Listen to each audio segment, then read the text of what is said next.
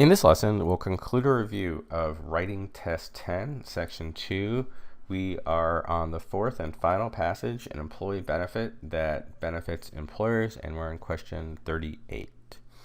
Paying for tuition also helps businesses retain employees, period. Retaining employees is important not only because it ensures a skilled and experienced workforce, but also because it mitigates the considerable cost of finding, hiring, and training new workers. And so right away, even without looking at the answer choices, this looks redundant.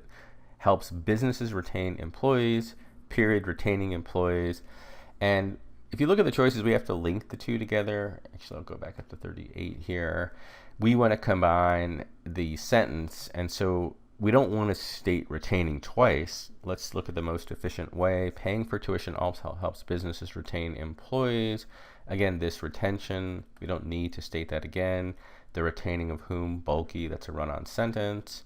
How about the relative pronoun which with a comma? Perfectly fine, right? The subject is to help retain employees, which, not a semicolon, because that we know is going to separate two independent clauses. That is also the wrong relative pronoun. So it's C.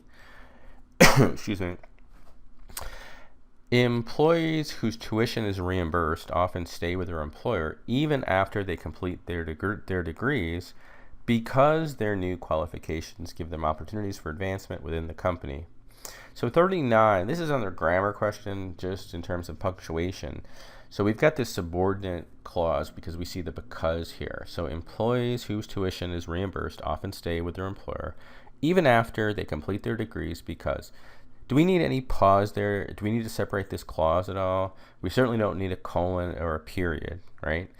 And we don't even have a comma, if you might think, and we don't need the comma here either. There's really no pause for this subordinate conjunction. We know it's not a semicolon because this is not linking two independent clauses. There's no punctuation, right? We know also with a colon there has to be independent clause and then give more specific information. Definitely C is the best choice here. The career of Valerie Lincoln, an employee at the aerospace company United Technologies Corporation, UTC, is a significant success story for her company's tuition reimbursement program. I'll just stop there. Let's take a look at 40. This is another punctuation question. So the career of Valerie Lincoln, an employee at the aerospace company United Technologies Corporation, UTC. We had this earlier. This is just like that Fox question. This is just giving extra information about Lincoln. And if you ever want to test if it's non-essential, like you could just cross this out and see if it links. The career of Valerie Lincoln is a significant success story. Perfectly fine. We've got that verb, just like we had stress before in that previous problem.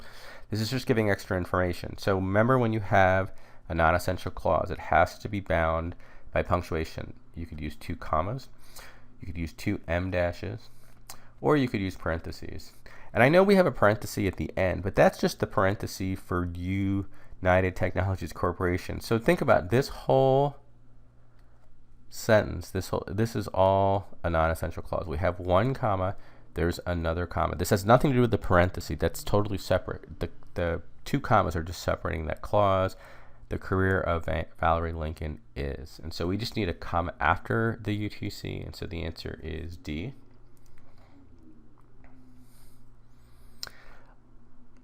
So in 8 years at UTC, Lincoln earned associate and bachelor's degree in business and advanced from an administrative assistant position to an accounting associate position. This allowed UTC to retain an employee with deep knowledge of her industry and years of valuable experience. So this is a diction question.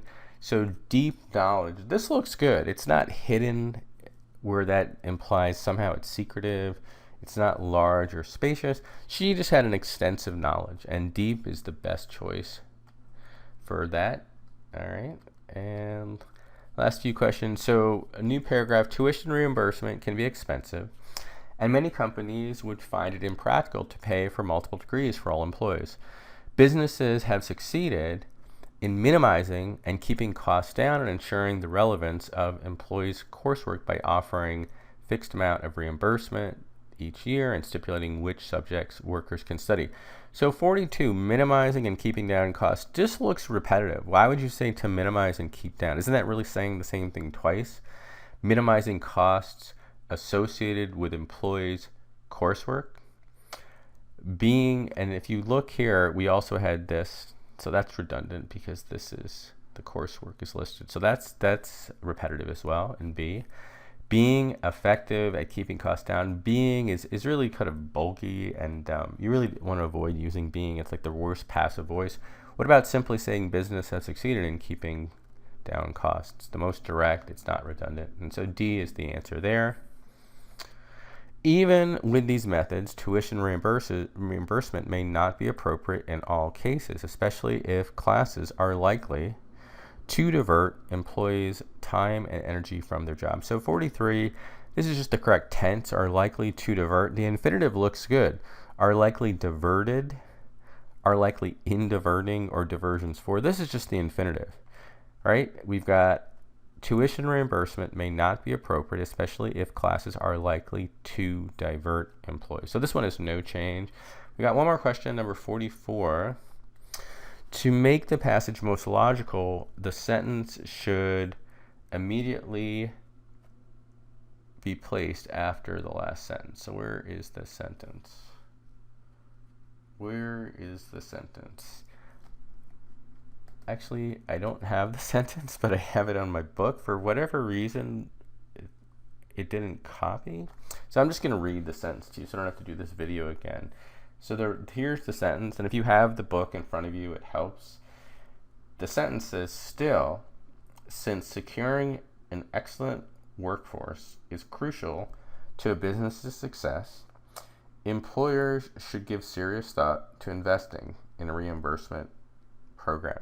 Okay, so it starts out still, since securing an excellent workforce is crucial, the employer should give serious thought to investing in reimbursement. And so you see that word still, which really implies contrast. Remember, the whole passage was really encouraging employers to fund these employee tuition reimbursement programs. So why do we need contrast? And if you look in the last paragraph, the only place we really have the contrast part is at the end, because it states, we know that we had the example of this woman who had multiple degrees.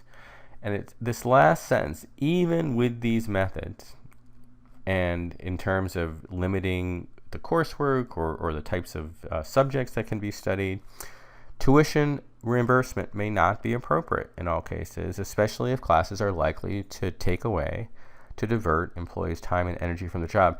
First of all, this really isn't a good way to end the sentence, because the whole passage was really promoting the reimbursement. But this is one sort of counter argument where it may not work for all companies because it takes away time, it can be expensive. But then we could have contrast, and you see that word still, which is really key. So I'm just going to read this sentence to you again. Still, since securing an excellent workforce is crucial to a business's success, employers should give serious thought to investing in reimbursement programs. So that really kind of reinforces the main theme, promoting this for the majority of companies. And we have this word still, which implies contrast from this sentence here, that it may not be appropriate in all cases. And so I apologize. I don't know why that little sentence was not transferred, but hopefully you were able to follow. And so to place that sentence, it really belongs right here still. And so the answer here, it should be after, that was the last paragraph, was paragraph 4. It is D.